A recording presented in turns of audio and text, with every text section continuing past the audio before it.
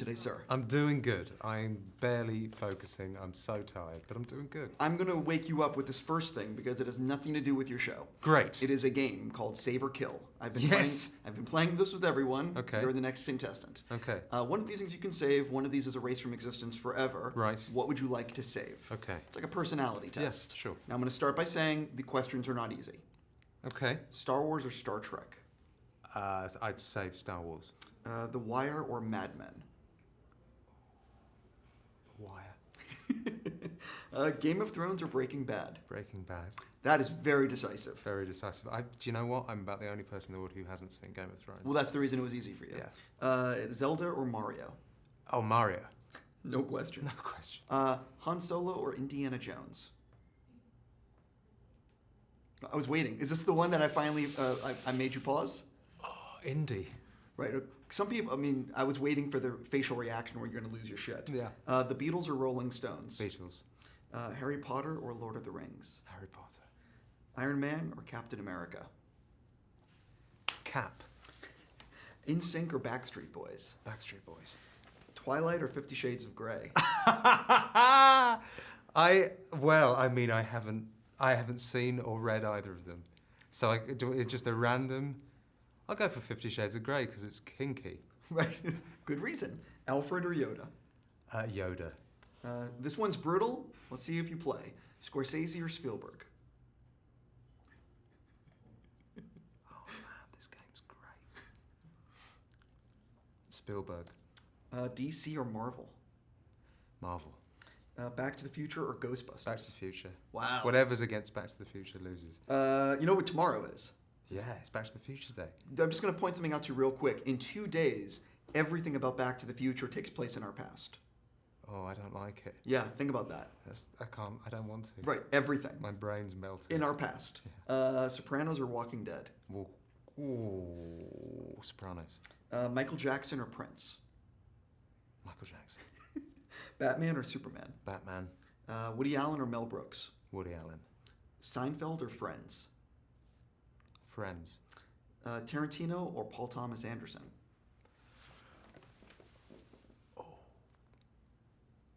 Are we talking their entire... Oh, yeah. The whole thing. So this is the one. It was the Tarantino, Paul Thomas Anderson. Most people get it on the third question or the second question. For you, it's Paul Thomas Anderson. Blur or Oasis? I'm seeing them tonight at the Hollywood Bowl. Really? Yeah. Then this is a very weird question to have come up. Halloween or the Texas Chainsaw Massacre? Halloween. Now we get to jump into why I get to talk to you today. Thank you for playing. Not at all. That was fun. Season 3, I watched the first 2 episodes, and it is, let's just use the term, fast-paced and no bullshit. Yeah, it's intense. It's real speedy. Mm-hmm. Talk a little bit about Season 3 as compared to the first 2 seasons. Well, it's great you think that. It does take off at a lick and then it slows down slightly to investigate the characters a bit more. But it's certainly the most ambitious that we've ever done. We've approached it like those first 2 hours are like a 2-hour war movie, and then everything following it is the consequence. So I just think it's definitely our best season. It's sad to end it, but it ends in a way that we're proud of. Well, one of the things that I felt watching it was the first 2 seasons were serialized, obviously, but it really feels like this is, from what I understand after talking to also David, it's like really a 10-hour movie. Yeah, it is. It's far more cliffhangery than we've ever done before, which is why it's great that people can binge it this year, because they're going to be available to just go through. And I think certainly some of the eps you're going to finish and be like, no, I need to know what happens now, please.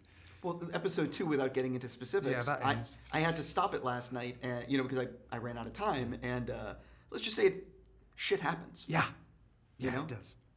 Was that always the case when you were getting the scripts, that you're like, oh my God? Yeah, it was. We had a vague idea of some of the things some of the shocks and surprises that were coming, because people were pulled aside and all. We were told one by one that this is going to happen. You need to prep for this. You need to prep for that. But still, getting those scripts and going, oh no, that's how that happens, or that's exciting. When you're looking forward to the new script, that doesn't always happen.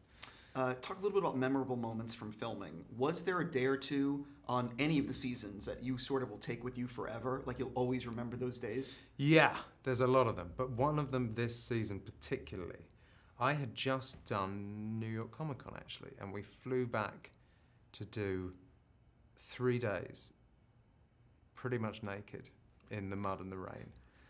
and I never need to repeat that again in my life. So cold, so painful.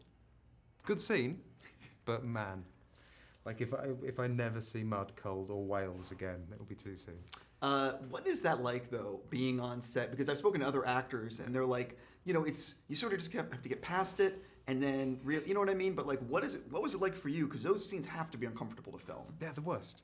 But when it's cold, it's the worst. You can the nudity's fine, like the mud's fine, but it's the standing around between takes while people put foil blankets around you, like you just run a marathon, and pretend that everything's okay, and you think, no, I'm not. It's not. It's 10 o'clock in the morning. We're here till 6, and I can't feel my nipples. That's a good story. Yeah. David was telling me that once you guys realized it was the last season, you had always planned on doing additional photography, Yeah. but it actually shifted. I have not seen episode 10, Yeah. but that it shifted episode 10 a little bit in terms of maybe there's more of a resolution. Yeah, it allowed us, we'd always planned to do those reshoots anyway, but it allowed us to just sort of do a contingency plan whereby, should it end, we would be able to sort of retroactively fit a bunch of things throughout the season, not just into 10, that would just make it feel more like a final arc, that would give the fans a satisfying conclusion rather than cutting them off in the middle, so I think we've managed that. Talking a little bit about the show in general, were there like any things that you sort of learned about the period that really surprised you, or about Da Vinci, or you know what I mean? Because it's such that time period and that era, it was filled with innovation. Yeah, oh, absolutely. And I knew so little about him. I thought I knew it. I thought I had a kind of high school version of education at Da Vinci, and I really felt like I had this idea in my head of who he was. And constantly I was coming up with stuff in the scripts like, well, this is ridiculous, and I go, no, this happened. This happened. The stuff that's less ridiculous didn't. But his ridiculous, I think there's a giant crossbow in the 4th episode of the 1st season that he really made and designed. And yet I remember watching it or reading it thinking, that's absurd. No one's going to believe this. I think a lot of people watching the show was like, oh, come on. But actually that bit was real. He really did he really did build and design a crossbow that big. You're saying he's smart. He was a clever boy. What's cooler, playing Da Vinci or playing Robin Hood on Doctor Who? Is this like a save or kill? Pretty much. I mean, they're different. Like playing Robin Hood on Doctor Who was a dream come true. I had to play. I got a text weirdly from Mark Gatiss, who wrote it, saying, what do you say? Do you want to play Robin Hood in Doctor Who? And I had to, like, as a giant Whovian, I had to play, and I love Mark's work, I had to play it very cool. I was like, oh, well, have a think, see if I'm free. Just called up my agent, was like, just say yes. Whatever this is, I don't even need to read the script, but like, leave it a couple of days so I don't look too desperate. But that was great fun. I loved seeing Peter like get used to being the Doctor. It was right at the beginning of his tenure, and Jenna's a good friend, so it was all fun. I loved it. Yeah, we're definitely talking a little bit more about Doctor Who, because I am also a pretty big fan. Yeah. What the hell is it like making that, being a fan and being in the middle, because you played it great. It was Thanks. A great episode. But what was that like? I mean, it was interesting because I knew how they wanted it to be played, and Mark had been very clear to me, look, I want you to do this sort of slightly larger than life, pantomimic kind of Errol Flynn impression, because at the end we're going to pull the rug. You're going to think he's fake, and he's not going to be.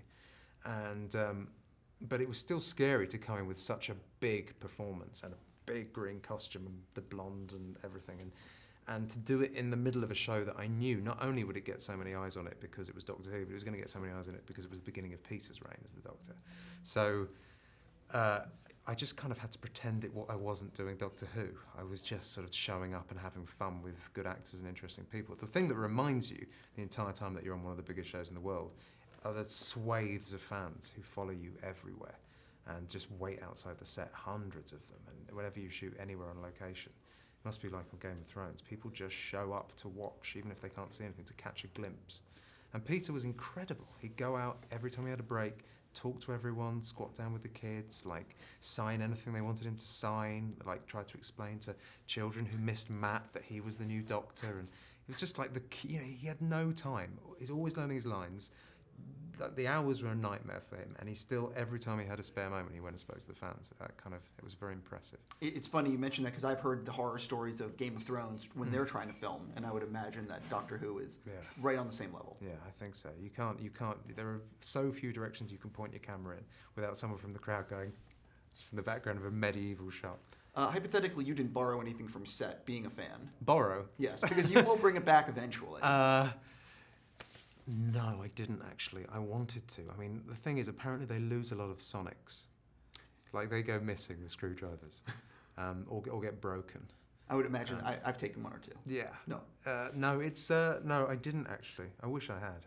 You missed out on a great opportunity. I mean, I never got to go into the TARDIS. Right, that's also another missed opportunity. Yeah. You didn't pull Mark aside, be like, we got to just add one scene. No, I mean, I went in when it was all the lights were off, and I wandered around, but I never got to go in it like glowing and lit and do a scene in it. You're in a few other projects I want to touch on, like Yeah. Kill Your Friends Yeah. and Pushing Dead. Yeah. So talk a little bit about who you play in these things. And Kill Your Friends is a movie about the music industry in the 90s when we thought we were the centre of the world, and it was all about Blur and Oasis and the Spice Girls and all that stuff. And it's about character played by Nick Holt, who wants to literally kill everyone to get there. It's a kind of American Psycho version of the music industry. And I play a kind of nemesis to him, the only really good guy in the company, a guy who actually has a taste for music, who actually cares about bands. And in order to get to the top, I become necessary collateral damage in his fight to the top. I won't tell you how he gets rid of me, but it's creative. And Pushing Dead is a fascinating, tiny indie that I shot in San Francisco. I've just finished it about the HIV community in San Francisco and how that's kind of been forgotten now, the hierarchy within it. Now there's drugs to fight it. And it's a comedy, though it doesn't sound like it. well, I read an interesting synopsis about it. It's like someone deposits $100 and it causes. I mean, maybe I'm wrong about this, but it's like sort of the insurance and money. Yeah, it's all about the fight to kind of get your meds and make it work. And they bleached my hair, which was fun. I've been asking people like a film 101 for a lot of people like casting direct, like people that work in the industry. Yeah. And as far as being an actor, for people that are up and coming that really want to do what you're doing, is there any advice you would share or anything you learned that someone told you that has really been great? You stuck with you? There's something that I don't know if I'm necessarily in a position to, but I think it's great advice that I heard Jack Lemmon gave to Kevin Spacey, where he said, when you get to the top floor of a building, send the elevator back down. I don't know if I'm at the top floor yet. I think I'm somewhere between the gym and the restaurant. But, when I eventually get there, that would be a great bit of advice. The other thing I'd say is, in acting-wise, that listening is as important as talking. Oh, I've heard that from other people, especially in the scene. Yeah, maybe more so. How has your process changed along the way now that you've been working more? I've taken my foot off the pedal. Weirdly, I think I started out, and it's strange because my CV doesn't necessarily reflect this, but I thought at the beginning I micromanaged what I was doing. I was so careful about choices and trying to be very, very picky, and then I realised I get to a point where I go, oh God, I need to work. I'm just going to have to take something I don't necessarily believe in. Whereas weirdly, about 5 years ago, I just took my hands off the steering wheel, at which point things began to move more in a direction that I was happy with. And with Da Vinci, it's been one of those things where you work solidly for 3 years. You get better just by the fact you're doing so much work. And by the end of it, I became more aware of priorities, and I realised that you can't give your life over completely and utterly to an acting job because it will consume you and spit you out the other end. And actually what you need to do is be able to step back and bring some of that life experience you're having outside the job back to the job, and then the job is better as a result. It's interesting. I've spoken to a lot of actors who they'll say, like, certain people have worked nonstop for, say, a year or 2 years, and they'll say, I'm taking a few months off, and people sort of snicker. Yeah. But I try explaining that acting is sometimes 18, 20-hour days, and you're giving your entire world to this role. It's very true. I was burned out by the beginning of this year. There's been a few things that I've just said I can't do now. Can't do a TV show here, I can't do that. I've turned a few things down this year just because I just needed to recharge. Because then you're good again. Like, if you don't get any experience of the outside world, then you don't really have anything to bring to your jobs when you do them. Well, one of the things that I'm sure was good about Da Vinci was that it was not something that was 22 episodes that was all year with like maybe a 3-month hiatus. Yeah. Is going back into TV something that you're looking to do, and would you only do something that's another 10 or 13? I think at the moment network TV sounds like too much of a time drainer. But certainly cable stuff's where the most interesting work is happening. And also they're shorter runs, they can be more concentrated. A lot of the scripts can be written prior to getting to the set on the first day, so you know where you're heading. And also, like you say, it takes up less of your time. But weirdly, shooting in the UK isn't quite as you still take lots more time, months and months to shoot, because we have an end time on the call sheet. You can't go till the day's complete. If you hit 7 o'clock and you're not finished, it rolls over. So you end up shooting 10 eps in 7 months rather than here where you could do 12 eps in 4.5. Yeah, it's so, it really depends where you shoot, the job you take. That's very interesting. I didn't realize that. That's very interesting. You also did a voice in Magic? Is that what it's called? No, I would love to know what Magic is. There's a whole bunch of us on that IMDb list. Well, I saw that. Yeah. So do you think it's like a producer just adding people? I don't know what it is. I think I've vaguely got a call about it a few years ago. It was going to be an animated project. And then they said I'm doing it. It was announced I was doing it. Then I never got to read it, I don't think. And then suddenly it was being made, but I don't know if it's been made. No, it's in post. I don't know if it's in post. I don't know if any of the people on the list are in it. Who knows what it is? But I'm sure it'll be very good. Whatever it is, it's nothing to do with me. Well, then I'll ask you, what's coming up for you besides what I mentioned? Are you reading scripts? No, I'm about to start a movie in a week's time called Modern Life is Rubbish in the UK that a friend of mine, a Blur title, that a friend of mine is shooting. He worked on Da Vinci, so he asked me to do it, and I'm going to help out on that. And then I've got 2 things in a row that go till the middle of next year, but they haven't been announced yet, so I can't talk about them. I will leave it there and say that sounds cool, though. Thanks, man. Cool. Nice to see you, It's nice to see you congrats too. on everything. Thank you so much.